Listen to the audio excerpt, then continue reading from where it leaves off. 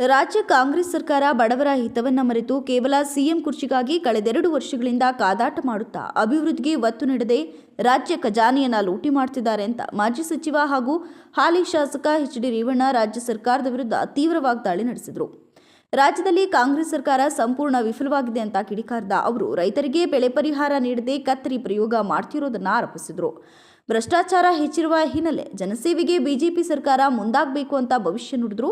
ಜೊತೆಗೆ ರಾಜ್ಯ ಸರ್ಕಾರ ರೈತರಿಂದ ವಸೂಲಿ ಮಾಡುವಲ್ಲಿ ತೀವ್ರ ಸತತತೆಯನ್ನ ತೋರ್ತಿದೆ ಅಂತ ತೀವ್ರ ಟಿಪ್ಪಣಿ ಮಾಡಿದ್ದಾರೆ. ರೈತ ಸಂಘದ ಸುಸಜ್ಜಿತ ಕಟ್ಟಡ ನಿರ್ಮಾಣ ಸಂತೋಷ ತಂದಿದ್ದು, ಮುಂದಿನ ದಿನಗಳಲ್ಲಿ ಅಗತ್ಯ ಸೌಲಭ್ಯ ಕಲ್ಪಿಸುವ ಮಾಜಿ ಸಚಿವ ಹಾಗೂ ಹಾಲಿ ಶಾಸಕ ಎಚ್.ಡಿ. ರೇವಣ್ಣ ಭರವಸೆಯನ್ನ ನೀಡಿದ್ದಾರೆ.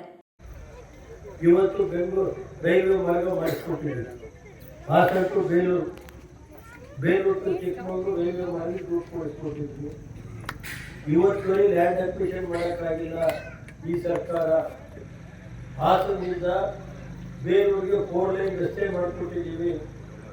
750 ಕೋಟಿ ರೂಪಾಯಿ 4 ಲೈನ್ ರಸ್ತೆ ದೇವೇಗೌಡರು ಕರ್ಕೊಂಡು ಹೋಗಿ 750 ಕೋಟಿ ರೂಪಾಯಿ ರಸ್ತೆ ಹಾಸನ ಟು ಬೇಲೂರು ಮಾಡಿಸ್ಕೊಟ್ಟು ಮತ್ತೆ ಇದೇ ರಸ್ತೆ ಇದೆಯಲ್ಲ, ಈಗ ಹೋಗ್ತಾ ಇದೆಯಲ್ಲ, ಈ ರಸ್ತೆಗೆ ನಾನೇ ಮಿನಿಸ್ಟ್ರಿಂದ ಮಾಡಿಕೊಟ್ಟಿದ್ದು.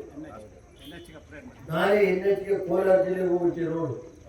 ನಾನೇ ಮಿನಿಸ್ಟ್ರಿದ್ದಾಗ ಮುನಿಯಪ್ಪನವರು ಅವರಿಗೆ ಇದರಿಂದ ಬರೋದು ಧರ್ಮಸ್ಥಳ ಮಂಗಳೂರಿಂದ ಬರೋದು ಈ ರಸ್ತೆಗೆ ಇವತ್ತು ಆ ಕಾಲದಲ್ಲಿ ನಾನೇ 2005 ನಾನು ಮಿನಿಸ್ಟ್ರಿಂದ ಮಾಡಿಕೊಟ್ಟಿದ್ದೇನೆ.